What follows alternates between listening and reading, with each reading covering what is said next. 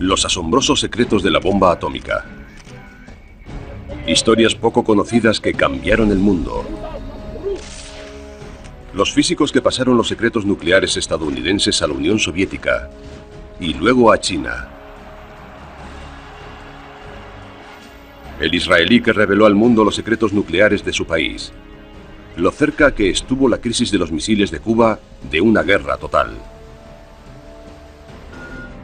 Y cómo un aliado fundamental de Norteamérica en la guerra contra el terrorismo vendió tecnología nuclear a Irán.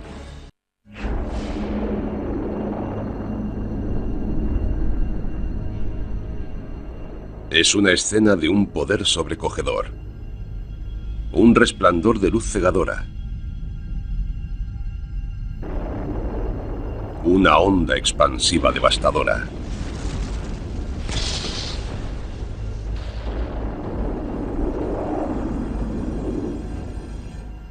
Y una nube en forma de champiñón, hermosa y aterradora a la vez.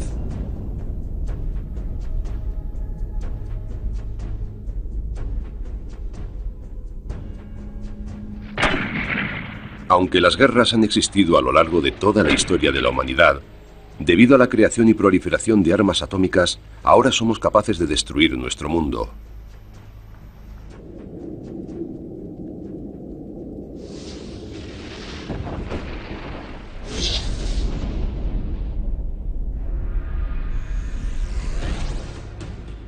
En la actualidad, 9 países poseen este poder aterrador. Los miembros originales del Club Nuclear, Estados Unidos, Rusia, China, Gran Bretaña y Francia, más la India, Pakistán, Israel y ahora Corea del Norte.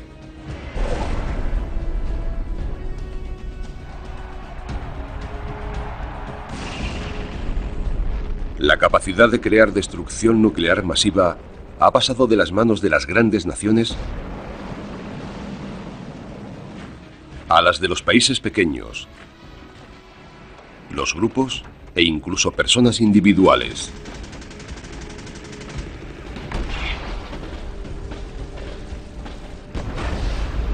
En la actualidad, construir un artefacto nuclear no es tan difícil como algunos imaginan. Actualmente, con 15 kilos de uranio enriquecido, cualquier ingeniero con un poco de ingenio puede construir una sencilla pero potente bomba sucia. El material para hacer la bomba se comercializa. Y la información para crearla está disponible en numerosas páginas web.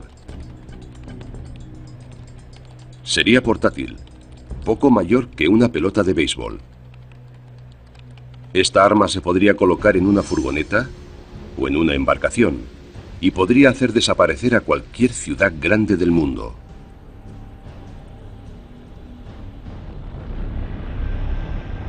Desde que se crearon las armas nucleares, la amenaza de usarlas ha actuado como un potente elemento disuasorio y han sido un símbolo de estatus. En Oriente Medio, Irán y algunas naciones árabes se afanan por desarrollar su capacidad nuclear. Aunque hay un país de Oriente Próximo que posee armas nucleares desde hace más de 40 años, Israel. ¿Cómo ha conseguido este país diminuto uno de los mayores y más secretos arsenales nucleares del mundo?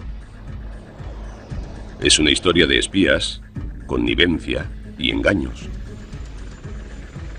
Un ejemplo más de la forma característica en que las armas nucleares se han extendido por el planeta. El programa nuclear israelí comenzó de la mano del programa francés en la década de los 50, cuando Israel y Francia decidieron que no podían confiar en el paraguas nuclear estadounidense. En 1957, con la ayuda encubierta de Francia, los israelíes comenzaron a trabajar en un complejo ultrasecreto en Dimona, en el interior del desierto de Negev. Los israelíes debían proporcionar la tecnología y los científicos, mientras que Francia se ocuparía de la parte industrial.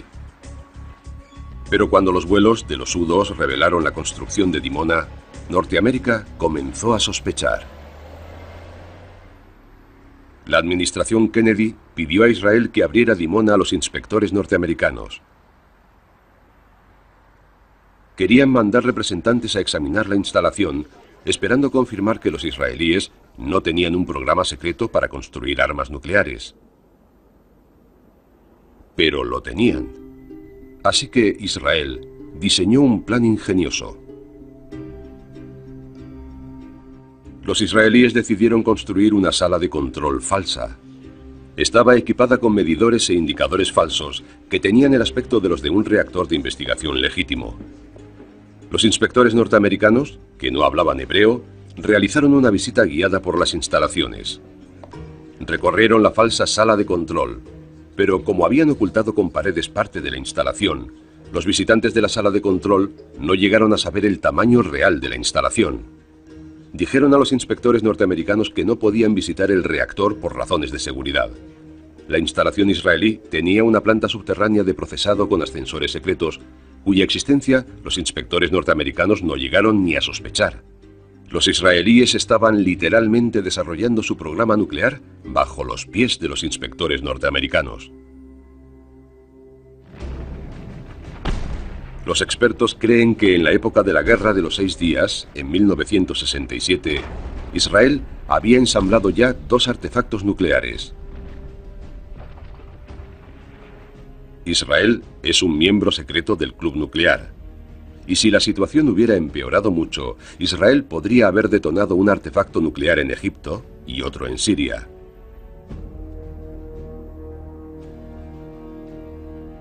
Israel nunca ha admitido poseer armas nucleares, ni ha firmado el Tratado de No Proliferación de Armas Nucleares, alegando sus necesidades especiales de seguridad. Aunque Israel tiene un arsenal nuclear, opina que no puede permitir que los países árabes lo tengan. El 7 de junio de 1981 se lo dijeron de forma tajante a Saddam Hussein. Saddam Hussein consolidó su poder en Irak durante la década de los 70. Estaba decidido a tener armas nucleares. A finales de la década se asoció con Francia para construir un reactor nuclear para producir plutonio para aplicaciones militares. El reactor se encuentra en Osirak, cerca de Bagdad. Irónicamente lo construyeron los franceses, que habían ayudado a Israel a construir el reactor de Dimona. En 1981 Israel se enteró de que Osirak estaba a punto de ser operativo.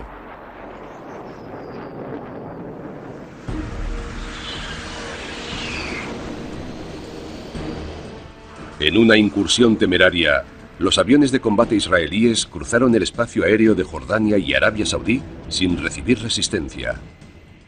Volando a pocos metros de altitud sobre el desierto, para evitar ser detectados por los radares, llegaron al reactor y lanzaron andanadas de bombas de 900 kilos. Las bombas israelíes acabaron para siempre con Osirak. El ataque se produjo antes de que la instalación se pusiera en marcha para evitar la lluvia radiactiva. Israel seguía expandiendo en secreto su arsenal nuclear, aunque se negaba a reconocer su capacidad nuclear. Pero a causa de una historia poco conocida y digna del mejor guión de Hollywood, en 1986 a Israel se le cayó la careta. Mordecai Vanunu era un ingeniero de nivel medio que trabajaba en la instalación de Dimona. Era contrario al programa israelí de armas nucleares. Vanunu hizo a escondidas fotografías y dibujos del material más secreto de la planta y lo llevó a Londres, Inglaterra.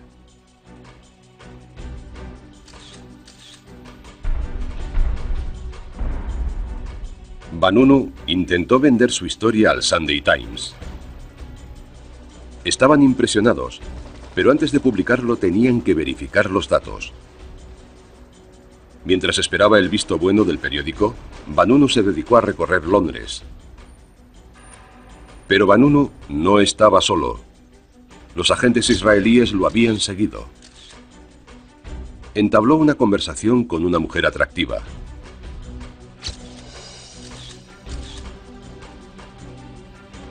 Se volvieron a ver al día siguiente. La mujer convenció a Vanunu para que se fuera con ella a Roma, donde su hermana tenía un apartamento. Y cuando llegaron... Here we go. Must be Mordecai.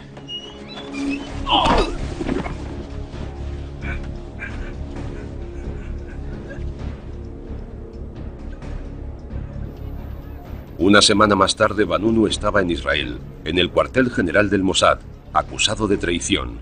En Londres, sus revelaciones no tardaron en aparecer en primera página. Lo que publicó el Sunday Times fue un golpe político devastador para los israelíes, porque les dejaba en evidencia. Además de tener bombas por las fotos quedaba claro que estaban trabajando en bombas termonucleares, en bombas de neutrones, en todo tipo de cosas. En diciembre de 1986, Vanunu fue juzgado por traición. Fue condenado a 18 años de prisión, 12 de ellos en régimen de aislamiento. En la actualidad, un enfrentamiento entre Israel y sus vecinos podría provocar un holocausto nuclear. Irán, por las declaraciones de su gobierno y sus vínculos pasados con actividades terroristas, no es el tipo de país que te gustaría que tuviera armas nucleares, pese a lo que se diga sobre su capacidad disuasoria. Es sin duda motivo de gran preocupación. En otro lugar, los talibán tienen la vista puesta en el frágil arsenal nuclear de Pakistán.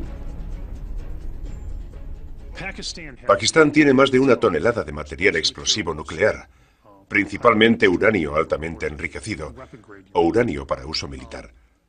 Y tiene plutonio. Tiene armas nucleares e instalaciones para fabricarlas.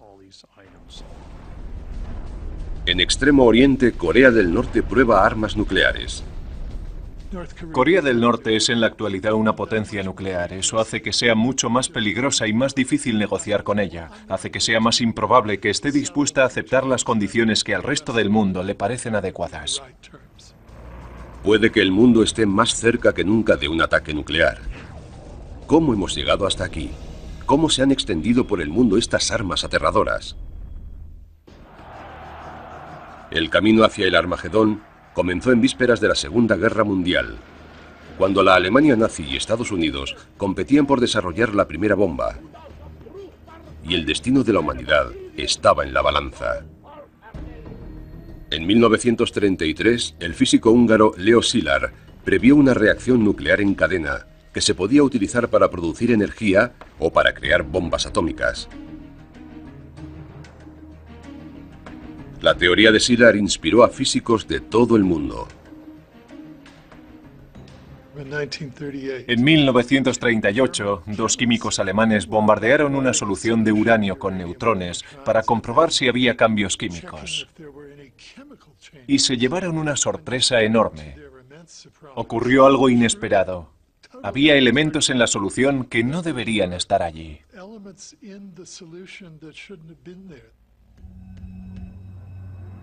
Los neutrones habían escindido el uranio, dando como resultado una liberación de energía masiva y desconocida hasta entonces.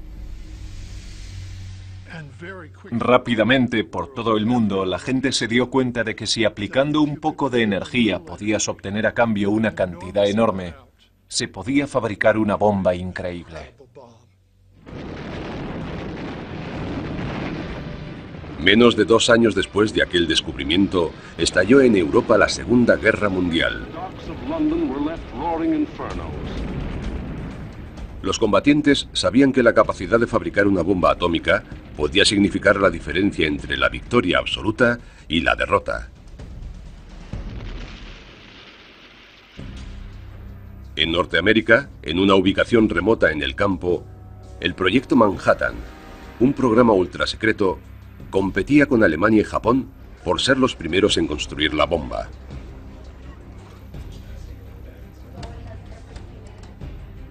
Algunos de los físicos más brillantes del mundo, muchos de ellos refugiados, trabajan en este laboratorio militar de Los Álamos, Nuevo México. Durante la guerra, los científicos de Los Álamos no sabían lo que pasaba en Berlín. Sospechaban que estaban haciendo progresos enormes, porque habían sido los iniciadores. Su preocupación estaba justificada. Los aliados sabían que los esfuerzos de Alemania eran grandes y que podían dar resultados pronto, pero los alemanes necesitaban agua pesada, almacenada en la planta de Norsk, en la Noruega ocupada. Para hacer funcionar el reactor necesitaban grafito muy puro, o usar agua pesada como moderador. La planta de agua pesada de Norsk tuvo una importancia enorme en el desarrollo de la guerra y también en la seguridad de la civilización occidental. En una osada acción de comando, los aliados destruyeron la planta.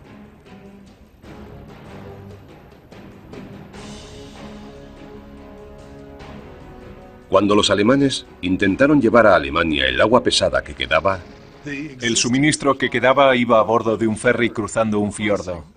Volaron el ferry, pese a que había ciudadanos noruegos que murieron en el ataque. Era de enorme importancia que aquel material no llegara a Alemania.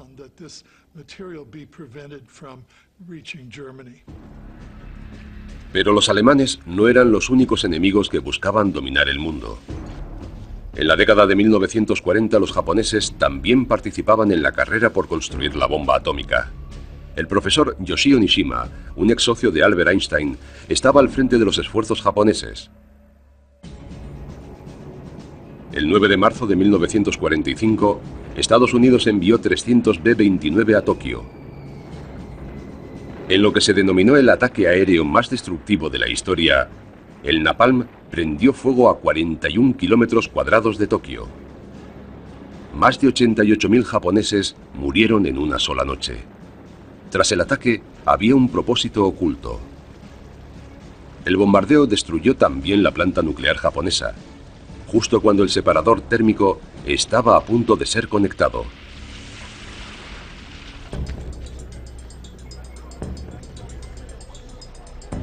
A los japoneses les quedaba una esperanza. Pidieron material nuclear a Alemania y en marzo de 1945 fueron enviados a Japón 540 kilos de uranio sin procesar.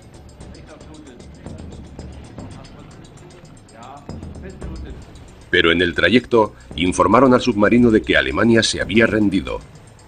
Salió a la superficie y las fuerzas norteamericanas se hicieron cargo de él. Se ocultó el hecho de que transportaba media tonelada de óxido de uranio. La esperanza de Japón en ser los primeros en desarrollar la bomba había desaparecido. 2 meses más tarde, en Los Álamos, Nuevo México, al cabo de un año de tremendos esfuerzos, los científicos del proyecto norteamericano Manhattan estaban por fin preparados para probar un artefacto al que llamaban el artilugio.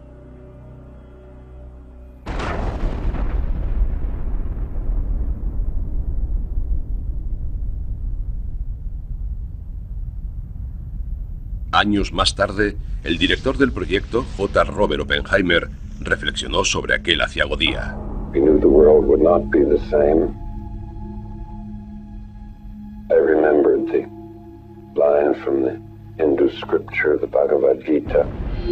Now I am become death, the destroyer of worlds. I suppose we all thought that, one way or another. Era el comienzo de una nueva era.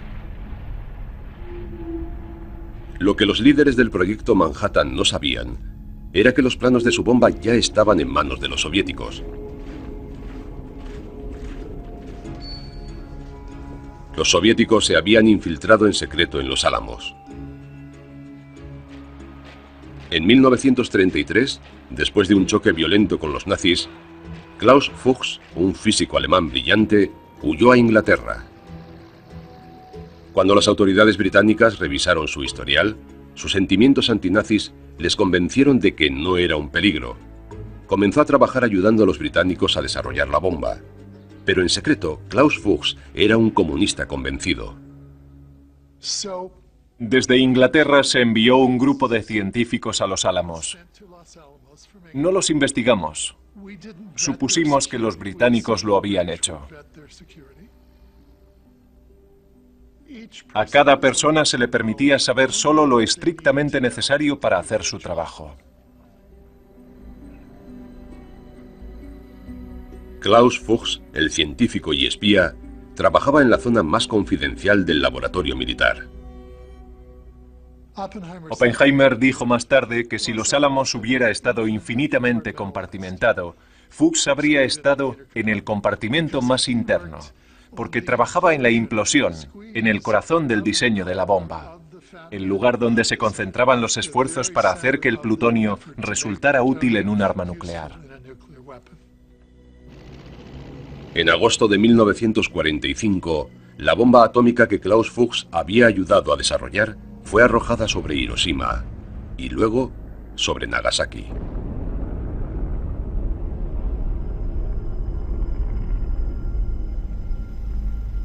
Murieron más de 200.000 personas.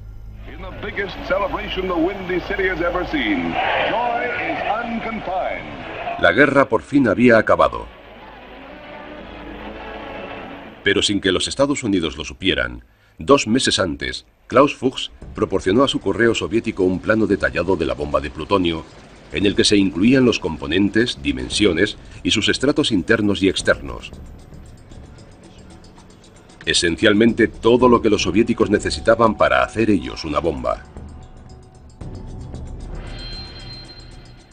Tenían el diseño de la bomba, tenían el diseño del sistema de enriquecimiento de uranio, tenían el diseño de los sistemas de separación electromagnética.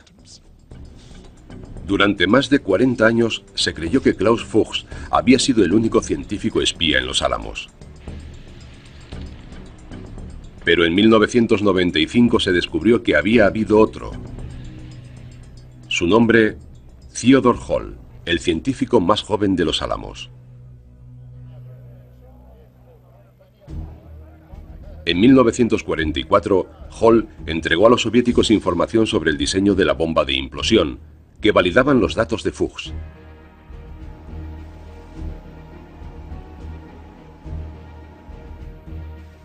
Su contacto eran los comunistas norteamericanos Morris y Lona Cohen. Morris y Lona Cohen trabajaban como correos. Recogían información de espías en varios lugares y la transmitían a la embajada rusa en Nueva York.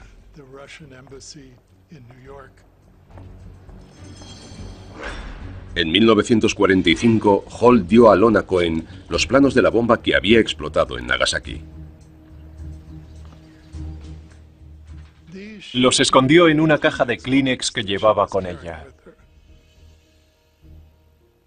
En el tren de regreso al este, se dio cuenta aterrorizada de que había personal del Servicio de Información Militar revisando el equipaje de todo el mundo. Llevaba los planos encima. Reaccionó con una rapidez y seguridad asombrosas. Fingió que había perdido el billete. Comenzó a llorar. Sacó un Kleenex y se sonó la nariz. Cuando se acercó el agente, le ofreció la caja de Kleenex, lo que por supuesto le hizo pensar que no había nada en ella.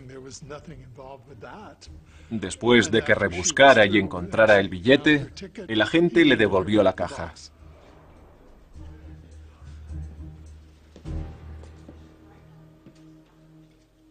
Así se escribe la historia.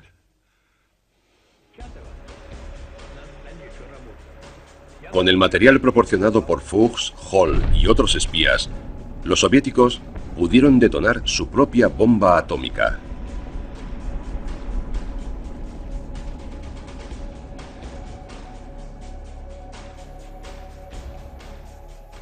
Cuando los soviéticos probaron su primera bomba en agosto de 1949, fue una gran sorpresa para nosotros. Pensábamos que tardarían al menos 5 años en tener la bomba.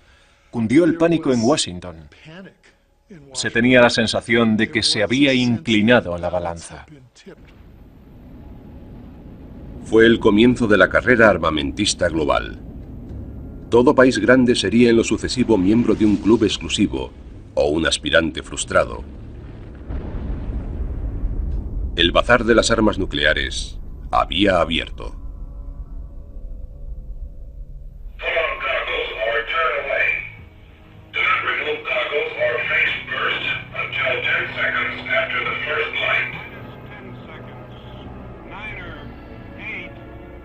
En la década de 1950, Norteamérica centró su trabajo en las bombas de hidrógeno, también conocidas como bombas termonucleares.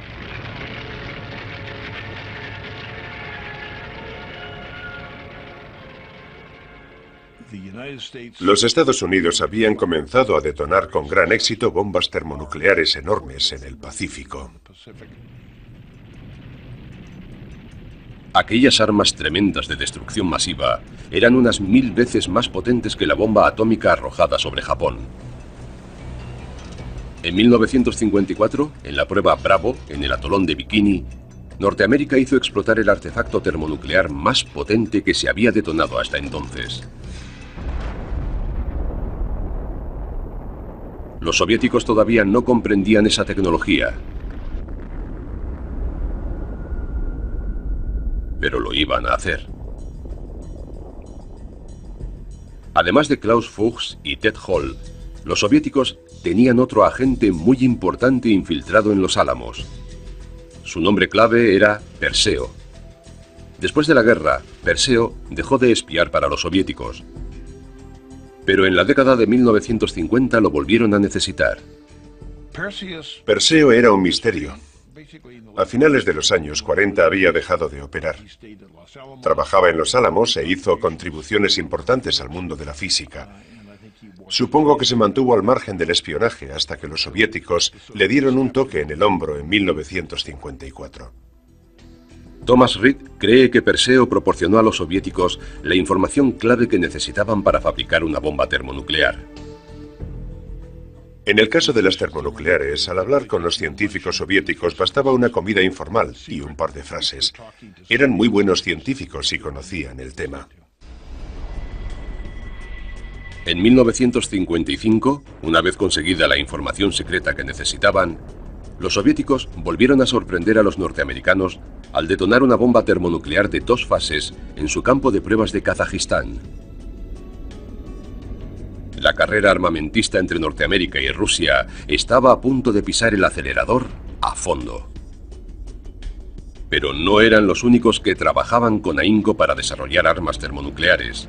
China también participaba en secreto en la carrera. Then came war from the north, unprovoked and without warning.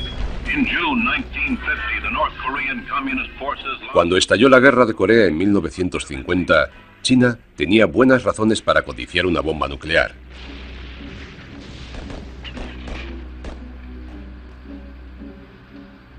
Cuando Mao Zedong envió tropas chinas a Corea, primero el presidente Truman y luego el presidente Eisenhower amenazaron a China con armas nucleares. Mao decidió fabricar armas nucleares en el 55.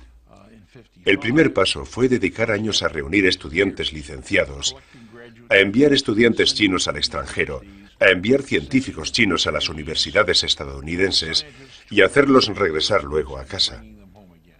Estaba construyendo una base sólida. Parte de esa base la había puesto previamente una físico norteamericana llamada Joan Hinton. Joan Hinton trabajaba en Los Álamos. Formaba parte integral del equipo de diseño nuclear. Estuvo en el Trinity Test. El Trinity Test preocupó y horrorizó a Hinton. Era comunista y creía que Occidente no debía tener el monopolio de esta nueva tecnología.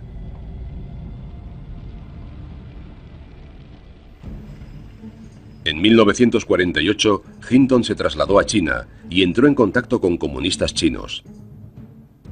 Joan Hinton tenía acceso a información sobre el diseño de la bomba y llevó sus conocimientos a China. Tenía sin duda conocimientos que pudieron ayudar a China a dar los primeros pasos. Hinton afirma que se fue a China para renunciar a los Estados Unidos y alejarse de la bomba atómica. Mantiene que no compartió secretos con los comunistas. En la actualidad, trabaja en una granja en las afueras de Pekín. No tengo pruebas irrefutables, pero estuvo allí, simpatizaba con ellos, se integró con ellos. Y en la actualidad vive en China. Para mí está muy claro que tuvo que haber informado a la comunidad científica china sobre lo que estaba pasando en Los Álamos. Mao también recibía ayuda del líder de los soviéticos, Nikita Khrushchev, su aliado en contra del capitalismo occidental. La ayuda de Khrushchev a los chinos no se limitó a enviar planos. Mandó también todo un ejército de expertos. Las grandes estrellas del programa nuclear soviético dieron conferencias sobre extracción, molido y procesado de uranio, enriquecimiento de uranio, construcción de reactores, diseño de armas, hidrodinámica, explosivos potentes, todo el abanico. Los soviéticos estaban a punto de entregar a los chinos un prototipo de la bomba. Pero en 1958, cuando Nikita visitó a Mao para concluir su acuerdo nuclear, las relaciones se agriaron. A Mao no le gusta el deseo soviético de controlar la política exterior china. Nikita aconsejó a Mao que no invadiera Taiwán, temiendo represalias nucleares de Norteamérica. Pero Mao le dijo que el posible altísimo número de bajas chinas no le importaba. Hablaron sobre la actitud de Mao frente a la guerra nuclear. Mao decía, pueden morir unos cuantos millones de chinos. ¿Y qué? Khrushchev pensó, este tipo ha perdido el juicio, no pienso seguir apoyándolo. Khrushchev se lo pensó mejor antes de armar a un país de su frontera sur tan densamente poblado. Un país que en el futuro se podía convertir en enemigo. Comenzó a retirar a sus científicos. El personal clave se empezó a ir de vacaciones y no regresaba. Los chinos con los que hablamos nos dijeron que recibían muchos datos, pero que el reactor no acababa de funcionar. Los soviéticos habían proporcionado a los chinos datos incorrectos. Pero Mao y los chinos estaban a punto de conseguir la información correcta de una fuente muy fiable. Se trataba de Klaus Fuchs, el excientífico de los Álamos, que había espiado para los rusos hacía una década. La tecnología nuclear se propagó de forma asombrosa. Klaus Fuchs había sido espía durante la guerra. Fue detenido y confesó. Lo mandaron a la cárcel durante una década. En 1959, Klaus fue liberado por buena conducta 5 años antes de cumplir la condena. Se trasladó a Dresden, Alemania Oriental, para dar clases de física. ¿Pero a quién enseñaba física? Una de las primeras visitas que recibió aquel verano fue la de Kian Sankiang, el director del programa nuclear soviético. El verano del 59, Klaus Fuchs proporcionó a los chinos mucha información sobre cómo funcionaban los Álamos.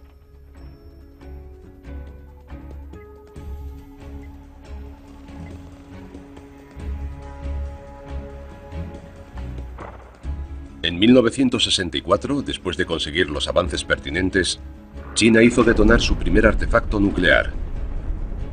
En 1968 ya era una potencia termonuclear plena. China se había unido a un club exclusivo, cuyos miembros oficiales eran Estados Unidos, Rusia, Gran Bretaña y Francia. Pero había otras naciones que se querían unir al club de los 5 grandes con la esperanza de conseguir respeto en la escena mundial. 2 de ellos eran enemigos mortales entre sí, la India y Pakistán. En 1971, cuando estalló la guerra civil en Pakistán, la India entró en el conflicto e infligió a Pakistán una derrota humillante. La guerra empujó a un patriota pakistaní a buscar venganza. Su nombre, A.Q. Khan. Khan era metalúrgico, experto en la fabricación de centrifugadoras, cilindros que se utilizan para enriquecer el uranio para su uso en armas nucleares. Khan no diseñó la bomba. Lo que consiguió Khan fue algo fundamental para crear un arsenal nuclear: desarrollar la tecnología para enriquecer el uranio. Descubrió cómo utilizar las centrifugadoras. Khan vivía en Holanda y trabajaba para una empresa holandesa relacionada con el enriquecimiento del uranio. Decidió ayudar en secreto a su patria. Comenzó a recolectar tecnología nuclear en Europa porque en ella se estaba desarrollando la tecnología para enriquecer uranio para los reactores. Comenzó a tomar notas en el 72, 73 y 74. Khan tenía acceso a una de las instalaciones nucleares más confidenciales y secretas de Europa. y aunque tenía acceso limitado, fallos de seguridad le permitieron acceder a áreas muy restringidas.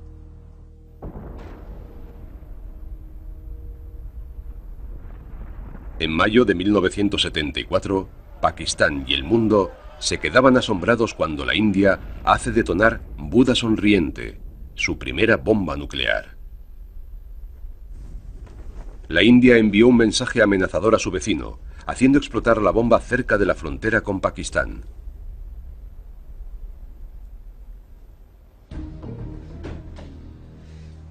Khan comenzó a pasar información confidencial a una red de espías pakistaní en Holanda.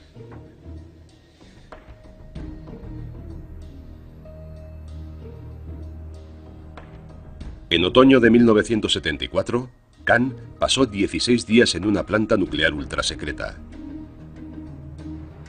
Se movió con libertad por las instalaciones tomando gran cantidad de notas. Aquellas notas y dibujos llegaron a Pakistán.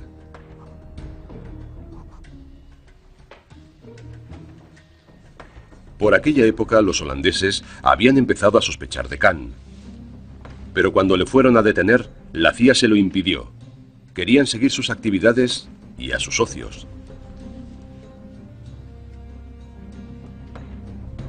En diciembre de 1975, Khan voló a Pakistán, llevando en su equipaje copias de planos secretos de centrifugadoras e información de contacto de más de 100 suministradores de componentes de armas nucleares.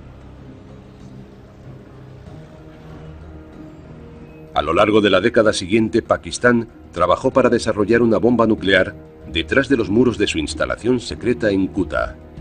Pero Pakistán no iba a estar solo. Iba a tener la ayuda de un amigo extranjero, China. El líder chino Deng Xiaoping estaba plenamente decidido a ayudar a Pakistán en la lucha contra su enemigo común, la India. Con la ayuda de China, Pakistán probó su primer artefacto nuclear en 1998. Había un nuevo miembro en el club. La bomba era una bomba diseñada en China. La primera prueba de una bomba pakistaní se realizó en China.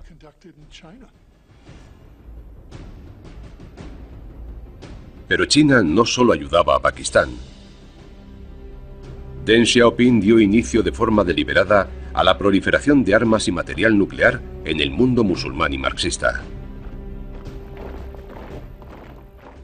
Apoyó la creación de reactores secretos en Argelia, la instalación de misiles en Arabia Saudí y el envío de tecnología a Corea del Norte. Thomas Reed cree que Deng Xiaoping tenía un motivo secreto. ¿Por qué? ¿Por qué ofreció tecnología a Corea del Norte? ¿Por qué armó a Argelia? ¿Por qué mandaba material a todas partes? En mi opinión, Deng Xiaoping pensaba que si debido a la propagación de la tecnología hubiera una explosión nuclear en algún lugar del mundo occidental que no tuviera huellas chinas, le resultaría beneficioso. Los chinos serían los últimos que quedarían en pie. El miedo a una guerra nuclear ha impedido que se produzca, al menos hasta ahora. Pero una vez estuvimos muy cerca, más cerca de lo que nadie pensó en aquel momento. El 15 de octubre de 1962, las fotografías de reconocimientos estadounidenses revelaron que en Cuba se estaban construyendo misiles soviéticos. El presidente John Fitzgerald Kennedy pidió su eliminación, pero había más en camino. Los Estados Unidos iniciaron un bloqueo naval para impedir su llegada. La crisis empeoraba cada día. Nadie daba un paso atrás.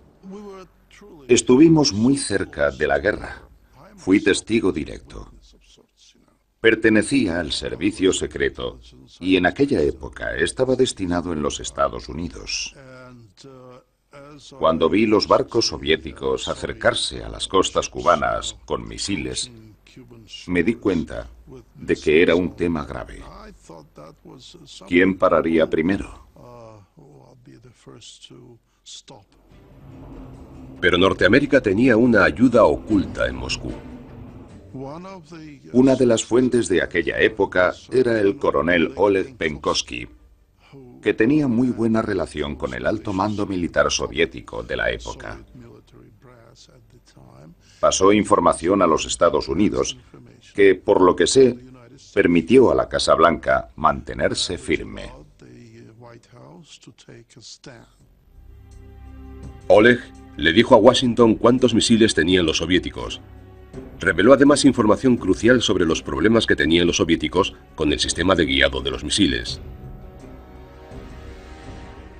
La información proporcionada por Oleg demostraba que los soviéticos no eran tan fuertes como querían hacer creer a los norteamericanos. Eso dio a Kennedy la confianza para mantenerse firme frente a Khrushchev.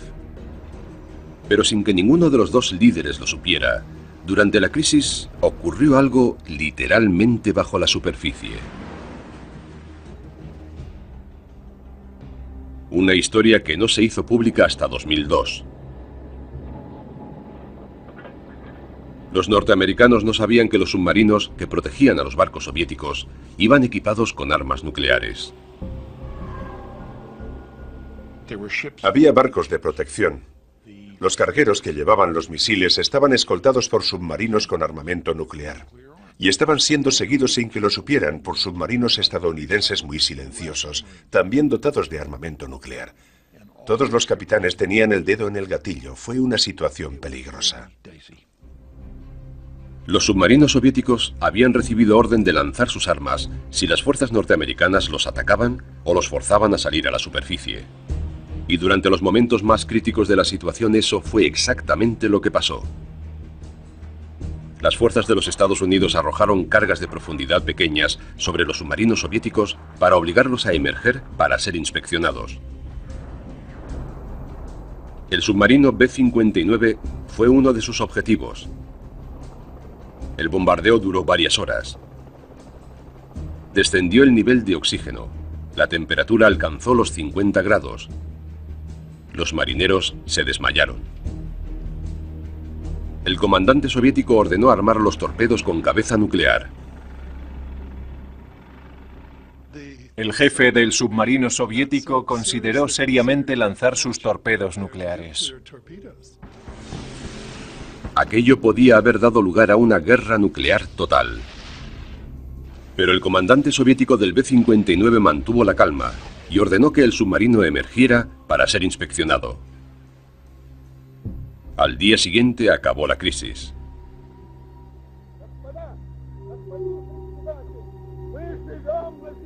Durante las 2 décadas siguientes, la aceleración de la carrera armamentista entre Estados Unidos y la Unión Soviética iba a alcanzar un ritmo desenfrenado. La carga de financiar el arsenal nuclear fue una de las razones de la caída de la Unión Soviética. Y cuando cayó, se puso en riesgo uno de los materiales más secretos y peligrosos del mundo. La desintegración de la Unión Soviética en el 91 tuvo repercusión en varios frentes. Para empezar, las armas nucleares estaban desplegadas en Ucrania y Kazajistán. 6.000 armas nucleares. Costó 5 años convencerlos de que se las vendieran a Rusia. Las vendieron por dinero, por combustible y otros favores. Además, suponía salir de la lista de objetivos de los Estados Unidos. Una cosa era controlar los misiles en sí, y otra, controlar el material de fisión que los hacía funcionar. De pronto el material estaba repartido por todas partes. Los archivos no eran en absoluto precisos. Nos encontramos ante el hecho de que teníamos que ayudar a los países de la ex Unión Soviética a poner en lugar seguro una cantidad enorme de material nuclear repartido por todo el país. En 1993 llegaron a los Estados Unidos rumores de que en la ciudad de Ulva, Kazajistán, se almacenaban en instalaciones poco seguras unos 600 kilos de uranio. Cantidad suficiente para hacer más de 25 bombas nucleares. El presidente de Kazajistán y el presidente Clinton lanzaron el proyecto Zafiro. En una operación totalmente secreta, expertos del Departamento de Energía volaron a Kazajistán. Cargaron el material físil en aviones de carga y se lo llevaron a los Estados Unidos.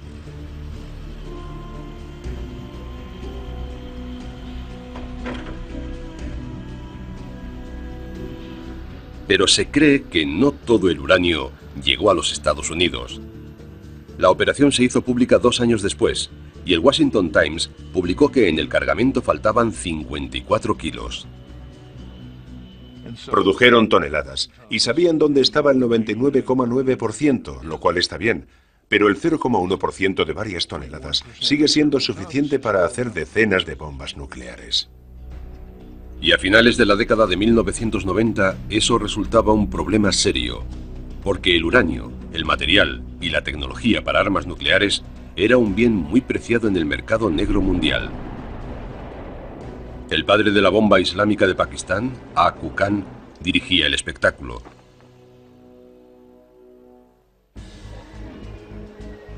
Khan volvió triunfalmente a Pakistán en 1975. Hacia mediados de la década de 1980, él y sus socios puede que hubieran ganado millones vendiendo armas nucleares, equipos y diseños. Se puede decir que abrió el supermercado nuclear desde el que proporcionaba todo tipo de tecnología nuclear a países que los Estados Unidos preferirían que no la tuvieran, especialmente Libia, Irán y Corea del Norte. La red de Khan incluía a científicos, ingenieros y funcionarios dispuestos a vender los secretos de sus países al mejor postor.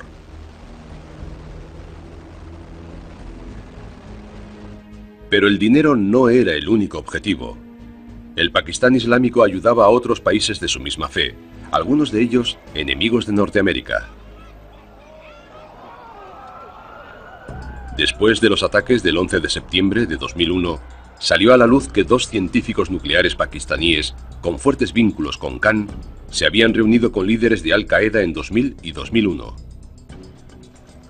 Los científicos pakistaníes habían tratado de hacer llegar de contrabando a Al-Qaeda material nuclear procedente de Rusia y Asia Central. Hay informaciones que apuntan incluso a que en abril de 2003, Aku Khan viajó a Afganistán para reunirse con Osama Bin Laden. Los servicios de información internacionales llevaban 20 años siguiendo a Khan. Es una historia triste que los servicios secretos estadounidenses, que sabían lo que hacía Khan desde hacía 20 años, no dijeran a la gente de operaciones que lo arrestaran o lo mataran.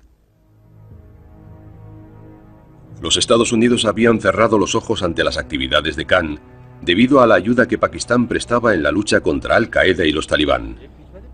Pero la situación estaba a punto de cambiar. En octubre de 2003, los servicios secretos norteamericanos interceptaron un barco alemán con destino al programa secreto de armas nucleares libio. Contenía material de centrifugadoras para enriquecer uranio. Era parte del programa completo de armas nucleares que Khan había vendido a Libia.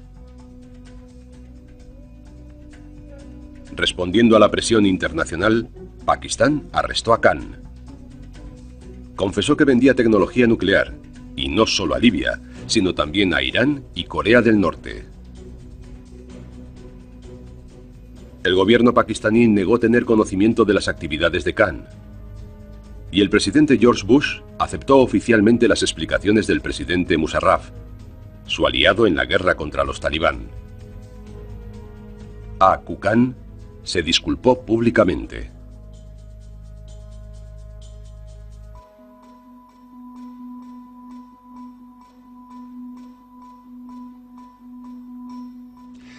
El arresto y confesión de Khan fue una representación teatral.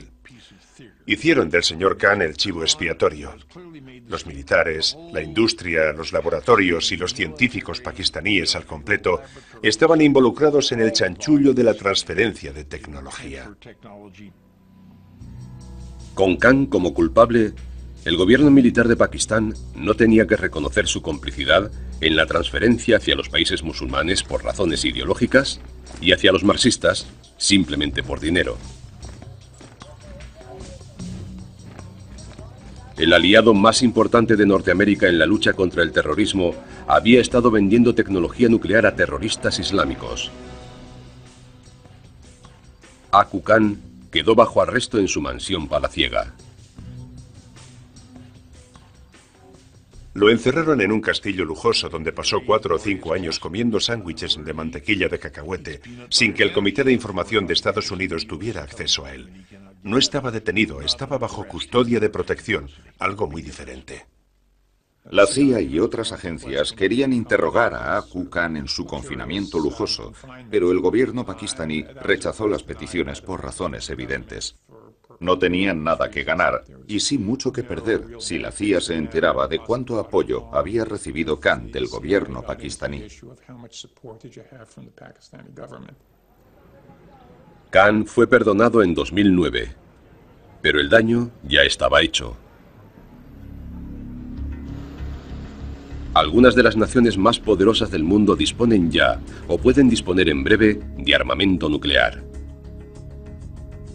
Los gobiernos, para ayudar a sus aliados, y los espías han hecho circular por todo el mundo los secretos de la bomba atómica.